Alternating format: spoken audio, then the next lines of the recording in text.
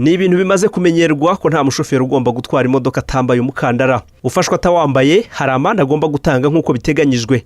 Mu modoka zitwara abagenzi harimo izo usanga zifite imikandara yateganyijwe umwe mu bagenzi bakoresha izi modoka. Uyu mukandara ukoreshwa mu rwego rwo kwirinda ingaruka zishobora kugera ku muntu mu gihe habaye impanuka. Kuba uyu mukandara wambarwa n'umushoferi ndetse n'umwe mu bagenzi niho bamwe mu bakoresha izi modoka bahera bibaza niba bo nta gaciro baba bahawe. Aba bagenzi twaganiriye twabasanze muri gare ya Nyabugogo ubateza imodoka. Ntabwo tuba dusobanukiye ibyo ari byo.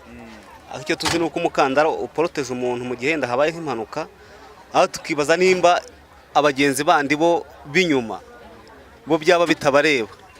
Ngiye nkeka ko bitewe na buri gihugu ujya kureba igihugu kiba gifite imikorere yacyo n'uburyo gitumiza ibikoresho byacyo. Nkeka ko u Rwanda wenda ariko rwabishatse gutumiza ibikoresho bifite umukandara imbere, ariko nanone ujya kureba usanga mu mavatiri burya buri mu mavatiri imikandara hose bihari.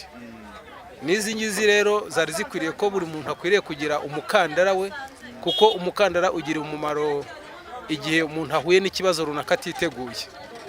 Iyi mureba ni imwe mu modoka zitwara abagenzi bava hirya no hino cyangwa se bajya hirya no hino mu gihugu. Tukaba twaganiriye nabo nkuko mwabyumvise, bakaba bavuga ko baterwa impungenge cyane nuko nta mikandara iba irimo mu myanya y'inyuma. Bakaba bavuga ko rimwe na rimwe hari igihe biteza ikibazo nk'iyi modoka igeze ahantu hiceka, usanga bibateza ikibazo mu bijyanye no kugenda kwabo. Hari igihe afunga ugasanga ukubise nk'umutwe hano imbere. Ariko urumva iyo umukandara uriho uba uguporotije nta hantu wiri kujya, kujya niyo habaye agisida wenda ugashaka guhungabana uragufata ukaguma aho ngaho. Twashatse kumenya niba kuko kuba abagenzi bo mu myanya y'inyuma nta mikandara baba bambaye bishobora kongera uburemere bw'impanuka, maze tuvugana na polisi ishami rishinzwe umutekano wo mu muhanda. Ku murongo wa telefone CIP Emmanuel Kabanda, umuyobozi w'iri shami, avuga ko kuba izi modoka nta mikandara iba mu myanya y'inyuma ngo biterwa n'ubwoko bw'izinjizwa mu gihugu. Naho kubijyanye n'uburemere bw'impanuka ngo kuba umuntu yicaye mu myanya y'inyuma ngo impanuka ntimugiraho ingaruka zikomeye nk'umuntu wicaye imbere. nawe nagitegereje usanga umuntu ufite risk ari uwicaye imbere hamwe bashyira imikandara, nuko ari nawe ushobora guca mu kirahure akagwa imbere, ariko risk zigenda zigabanuka kuko ugenda wicara inyuma mu modoka. Ubu buryo bwo kwambara umukandara mu modoka bwatangijwe bwa mbere n'umugabo w'umwongereza witwa George Cayley ni mu kinyejana cya 19.